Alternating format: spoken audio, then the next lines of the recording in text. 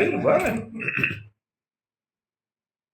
Nós estamos aqui na Câmara Federal e nós vamos hoje bater um papo com uma personalidade ímpar, alguém que já esteve no livro dos recordes, no Guinness Book, mas eu vou deixar que ele mesmo fale. Bom dia, Vanderberg. Bom dia.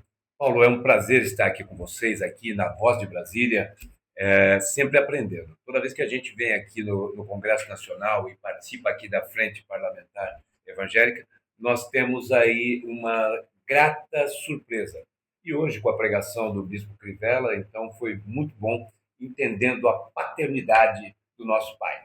Que maravilha, realmente foi muito edificante. Vanderberg, eu queria que você nos falasse um pouquinho da sua história. Eu sei que você tem alguns calos na mão, né? Algumas Marcas. marcas na mão. Por que que aconteceu isso e o que que te moveu? Na verdade, Paulo, o que acontece? No ano de 2001, Deus me inspirou, literalmente, Deus, através de um sonho, determinou que eu fizesse algo que ainda não havia sido feito no mundo. E qual era essa missão que nós recebemos? Foi justamente a de transcrever a palavra de Deus ipsis liter, desde de Gênesis até o Apocalipse, no menor tempo possível. Transcrever toda a Bíblia à mão.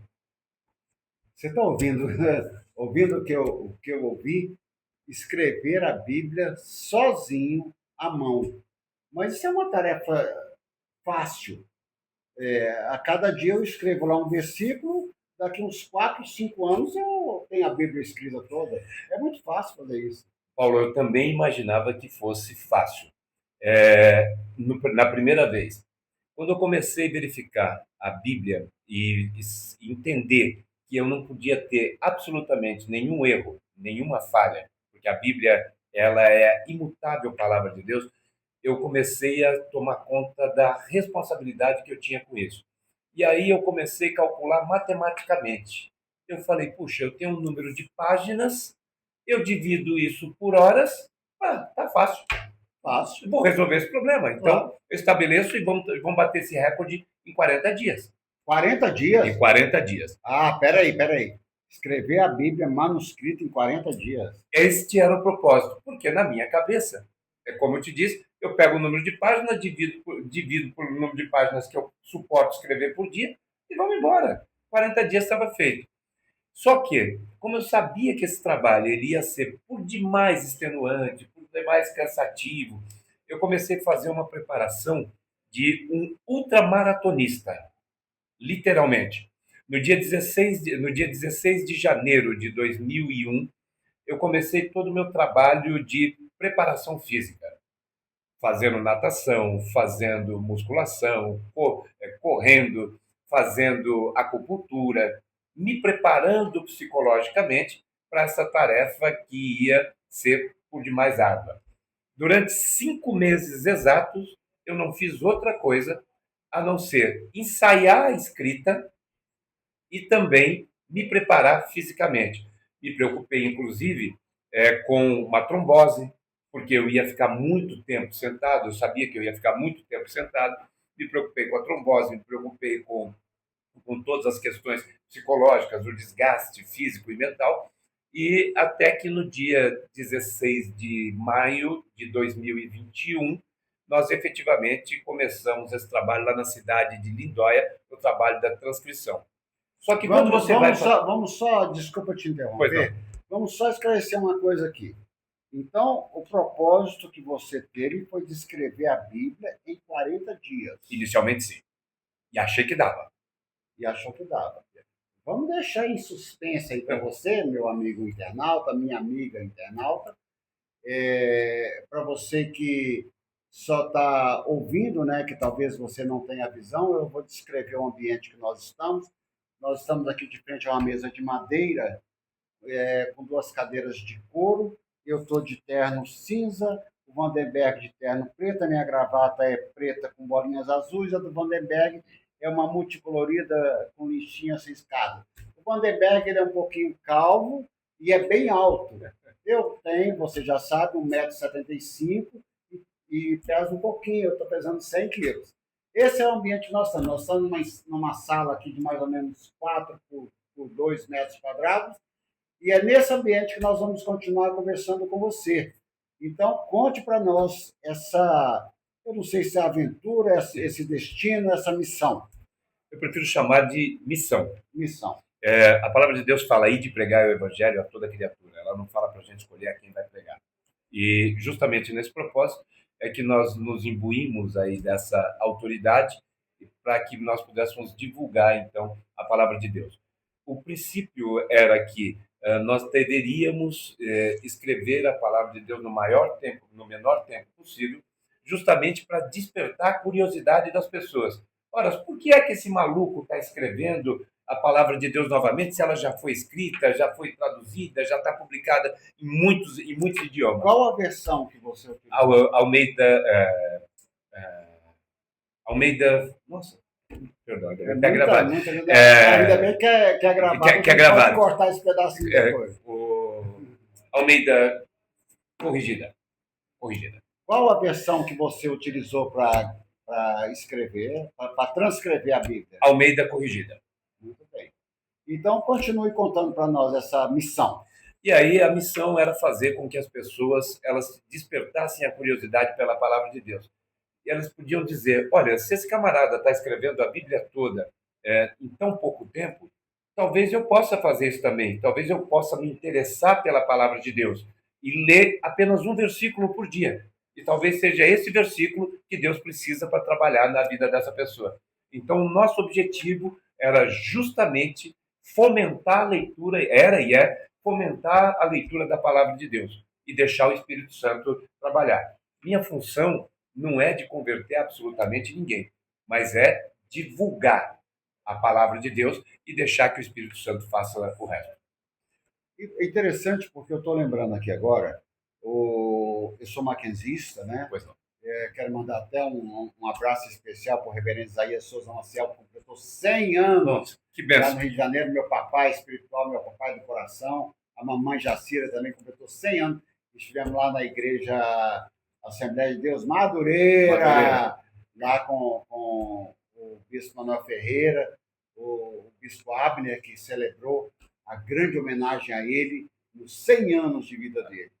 E mandar um abraço também ao Dr. Ézio, que é diretor do Mackenzie também, do Conselho. E o Mackenzie escreve a Bíblia também. Né? Nós já escrevemos ela manuscrita várias vezes.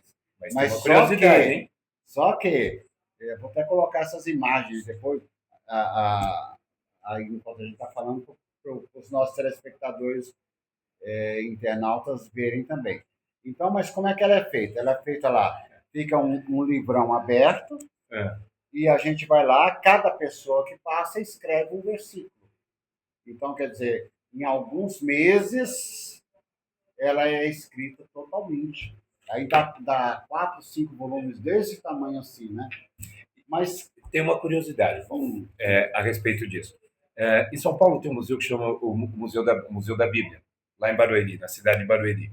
E é o Museu da Sociedade Bíblica do Brasil. E eles me chamaram lá e falaram, Wander, nós temos aqui várias Bíblias manuscritas. As pessoas já fizeram várias Bíblias, várias versões. Ocorre que nós nunca tivemos a Bíblia manuscrita em um único volume. Então as pessoas pegam os cadernos e escrevem Gênesis, Mateus, Marcos, Lucas, João, sempre em cadernos diferentes.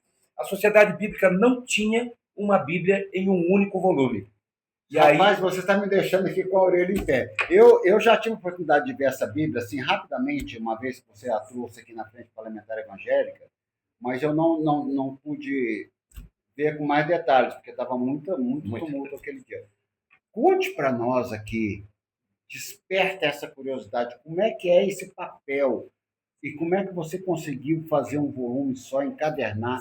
A gente que trabalha com edições, eu já fiz mais de 60 livros, né, próprios e de terceiros. Eu sei o trabalho que dá uma encarnação. Conta para nós como é que é a dinâmica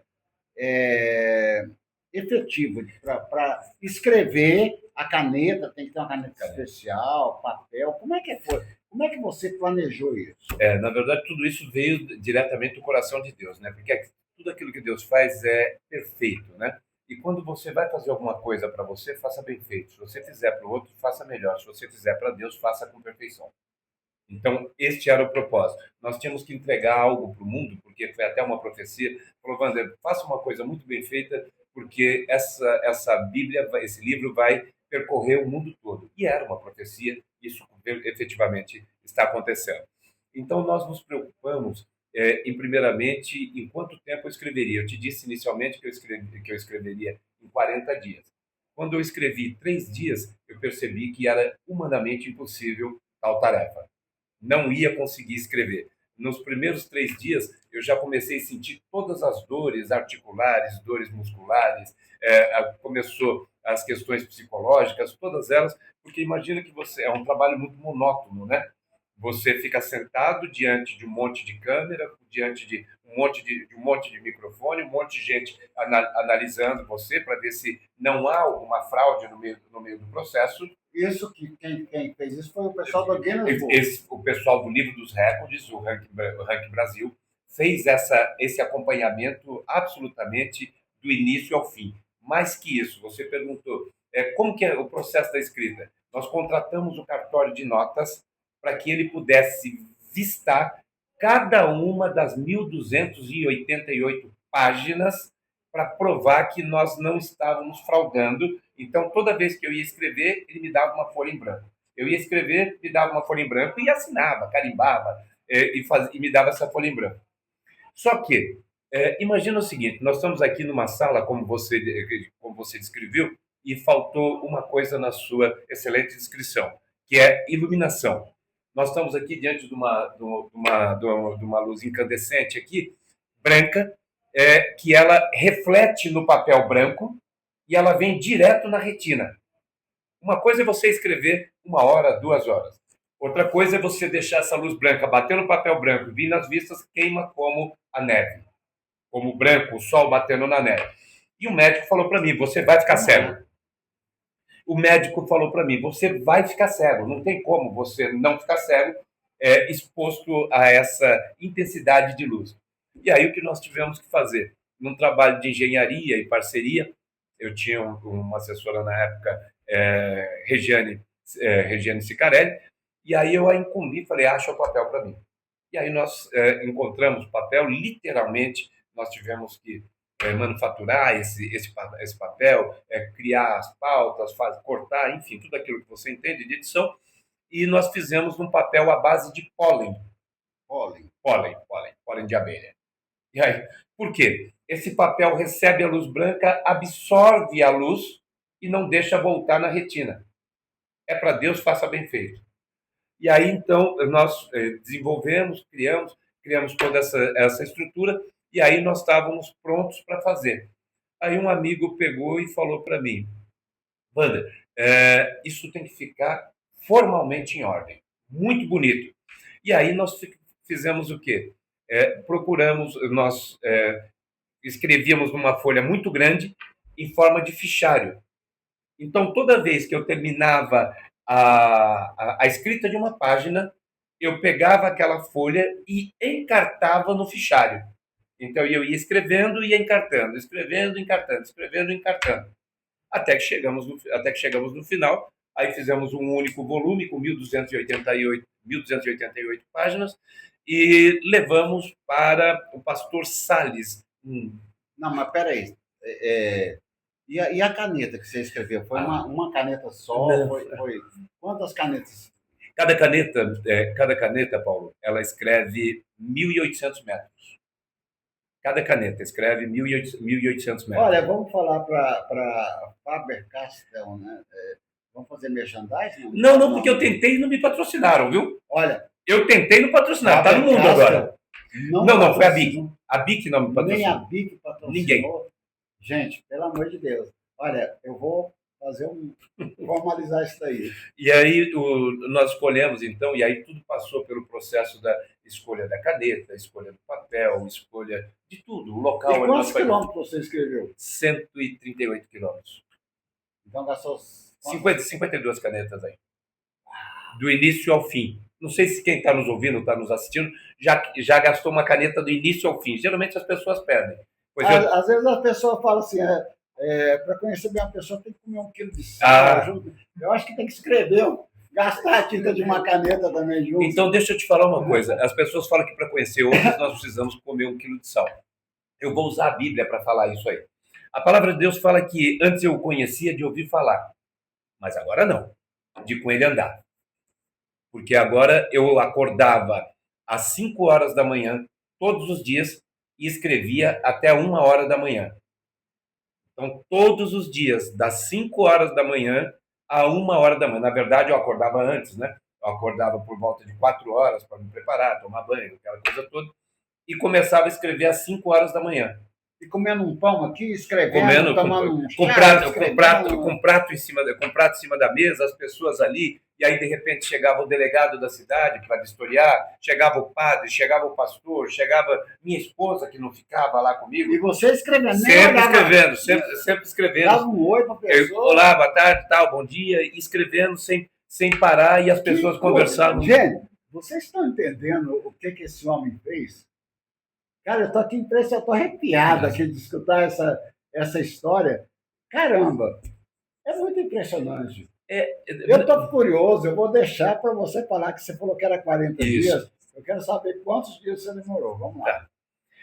Na verdade, o trabalho foi programado para 40 dias, mas no final, depois, nós percebemos que seria impossível, porque aí começaram a vir todas as dores, e aí eu tive que entrar, e a equipe que estava comigo falou: chefe, você vai precisar de uma fisioterapia, do médico. Falei: não vou usar. Aí, no terceiro dia, não teve jeito, me rendi. Eu tive que ir para a fisioterapia. Então, agora eu escrevia das 5 da manhã até o meio-dia, e meio-dia eu entrava na fisioterapia, comia em 15 minutos, e aí eu fazia 45 minutos de fisioterapia. Inclusive, se tornou um grande amigo, um irmãozinho lá da cidade de Lindóia, o doutor Rani Ranieri, e aí ele me tratava, literalmente, porque chegava uma hora que eu escrevia tanto que, literalmente, a mão travava. Todos os dias, a mão travava. Então, ele vinha fazer um trabalho de manipulação para que eu pudesse voltar a movimentar. A mão parecia um pão, desse tamanho. Imagina, eu tenho um monte de calo ainda, tudo machucado, tem coisa que nem sara aí, justamente por conta disso, da exaustão. Imagine que a dor que eu sentia, Paulo, se eu vou tentar dizer qual que era. É como se você pegasse uma porta dessa que está aqui na sala e você pusesse a porta e batesse com toda a força que você tem para apertar a mão. E essa é a dor que eu queria sentir para não sentir a dor que eu estava sentindo. Eu preferia trocar aquela dor por essa. E era constante. Por quê? Imagina, tá vendo esse dedo? O pessoal não vai ver, mas esse dedo aqui, ele começou a gangrenar. Por quê? Você segura a caneta, usei tanto que estou sem caneta, mas você segura a caneta nessa posição, chega uma hora que você não tem mais sensibilidade. E você esquece que você não tem sensibilidade. Você está escrevendo, aí o sangue para de circular. Parou de circular, porque você está escrevendo 16 horas por dia, escrevendo, sem passar sangue. Eu falo: vai dar algum problema isso aí. E aí, um dia eu estava escrevendo, são algumas curiosidades. Um dia eu estava escrevendo e eu não aguentava mais, eu não aguentava de calo na mão, não aguentava de sangue na mão. Tem algumas fotos minhas que mostram isso. Eu quero que você mande para nós as imagens da Bíblia, algumas imagens para a gente colocar na edição, né? Colocar essas imagens. Vamos mandar. E aí, Paulo, o que a gente um dia eu estou escrevendo lá, já era tarde da noite, era bem tarde da noite, aí eu estava escrevendo e aí eu não aguentava mais, eu não tinha mais tato na mão. O que eu fiz? Eu estava tomando um refrigerante, eu estava tomando um refrigerante, que eu não vou falar o nome também, eu estava tomando um refrigerante e aí eu falei: eu não aguento, Deus, eu não aguento.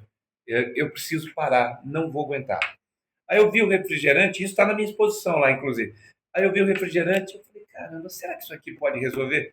Sabe quando você abre a garrafinha lá e aí sai aquele lacre? Uhum. Eu peguei aquele lacre e aí eu tinha um monte de esparadrapo em cima da mesa que eu enfaixava a mão toda para poder escrever. E aí eu peguei aquele lacre e eu falei, eu não estou sentindo mais o dedo, mas eu não posso mais parar. Peguei aquele lacre da tampinha do refrigerante lá, pus nesse dedo aqui, e aí eu peguei a caneta e falei, nossa, agora dá para escrever. Só que aí eu tinha onde eu apoio a caneta. Aí eu peguei outra garrafinha lá, pus o lacre nessa. Aí peguei o dedo de apoio aqui, pus o outro lacre. E aí aquilo resolveu. É, todos os dias eu comecei a escrever enfaixando a mão com o lacre do refrigerante para que eu não pudesse, para que eu pudesse diminuir a dor. O lacre do refrigerante serve para ajudar a escrever. É porque já vi muita utilidade. Essa aí é nova, viu? Essa é nova. E tem um detalhe. Um dia eu estou escrevendo também. Alguém tem uma caneta? Estou saindo, mas tudo. Um dia eu estou escrevendo e aí era tarde da noite, essas coisas acontecem justamente quando você está sozinho, né? Você e o pai, deixa Deus trabalhar, né? Aí eu tô escrevendo, imagine que se a dor nesse dedo era muito grande, nesse outro dedo era grande, nesse dedo era grande, você não tem a ideia da dor que é ficar nessa posição aqui, ó. Isso aqui assim, ó, fazendo o dia todo esse movimento, 16 horas por dia. Eu não sou ambidestro, eu escrevo com uma mão só. Então, tinha hora que eu tinha que escrever assim, ó, porque eu não aguentava mais. Só que eu estou escrevendo, e aí, de repente, não sei se quem está nos assistindo ou nos ouvindo, já pegou a caneta e, de repente, você tira a tampa da caneta e começa a comer a tampa da caneta, mastigar a tampa da caneta, né? E aí eu estou mastigando a tampa da caneta, estou escrevendo. Isso era antigamente, porque hoje ninguém escreve. Ninguém mais escreve, eu vou falar disso, hein? E aí eu comecei a escrever e morder a tampa da caneta. Quando eu mordi a tampa da caneta, eu falei, Deus, achei a solução. Tirei a tampa da caneta, rendia 3 páginas a mais. O peso da tampa. Tampa da caneta. O peso da tampa me fazia render 3 páginas a mais. Meu Deus. E cada detalhe. É por isso que eu falo. Deus é assim, Jesus é assim. Ele age no detalhe. Vandenberg, eu já entrevistei mais de 400 personalidades, autoridades, empresários, políticos. Mas cada história, eu já tinha vontade de te entrevistar há muito tempo, mas ouvir de você que pertinho aqui, tete a tete, essa história, é algo muito, muito impressionante.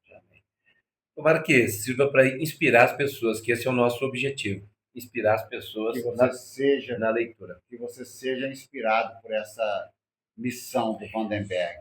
Continue, meu amigo. Eu quero saber em quantos dias você escreveu. Então, agora eu vou te contar uma parte que essa é super interessante. Todas elas, né? Todo dia era uma missão. E aí, essa você me perguntou e todo mundo pergunta, você não teve vontade de parar? Todo dia. Todo dia. Todo dia. Eu acordava com vontade de não levantar da cama. Um dia minha esposa foi me visitar, eu a chamei, eu ficava de domingo a domingo no hotel, e aí na sexta-feira ela ia para o hotel, só que não dava para nós ficarmos juntos nem nada, porque eu estava sempre escrevendo. Aí eu a chamei e falei, hoje é o último dia, eu vou parar. Aí ela falou, eu não pararia. Eu falei, eu não aguento mais, não tenho condições físicas de continuar. Aí ela me incentivou, escrevi. Um dia eu estou escrevendo, era 11 horas da noite, e aí a equipe toda falou, chefe, eu não escrevo com o celular na mão, porque senão te tira toda a atenção, então eu ficava sem celular 100% do tempo. Mas como a equipe ia dormir, eu falei para ela, deixa meu celular que eu vou falar com a minha esposa mais tarde. Aí deixaram meu celular. E aí, só que quando você entra numa sala como essa, cheia de câmera, daqui a pouco ela virou paisagem, né? As câmeras viraram paisagem. Faz parte do ambiente. Você não sabe que você está falando para uma câmera aqui. Que o mundo todo está te vendo. Porque estava sendo transmitido durante mais 600 horas para o mundo todo ao vivo. Essa era uma das condições para validar o recorde. E aí eu estou escrevendo e tal, e de repente minha mão não aguentava mais, sangrando. Aí eu peguei e desabafei. Mas esqueci que o mundo estava vendo. E eu desabafei, eu falei, não aguento mais, parei. Não aguento mais. Não levou 2 minutos. enxurrada de. Meu telefone tocou. Aí eu falei, atendi o telefone. Ah, o que você está fazendo? Aí eu peguei e falei, chefe, eu não aguento. Eu falei, chefe, não aguento mais, vou parar. Ele falou, você está fazendo o quê? Você não falou que esse projeto é um projeto de Deus? Você falou que esse projeto é de Deus. Você chamou a imprensa, você fez isso, você fez aquilo, você não está autorizado a envergonhar o nome de Deus. O diabo está torcendo para você desistir. Na cidade havia, quem é de lá sabe, havia uma bolsa de aposta muito forte, apostando qual era o dia que eu ia parar. Não é o dia que eu ia terminar, é o dia que eu ia parar. Tinha uma bolsa lá na cidade. E aí a voz do lado de lá me dizia o seguinte: você não está autorizado a envergonhar o Evangelho. Você não está autorizado a envergonhar o nome de Deus. Foi você quem disse que foi Deus. Ou foi Deus que te falou ou não foi. Aí agora. E aí eu peguei. Aí ele pegou e falou assim. Já pensou se Noé fala isso? Hein?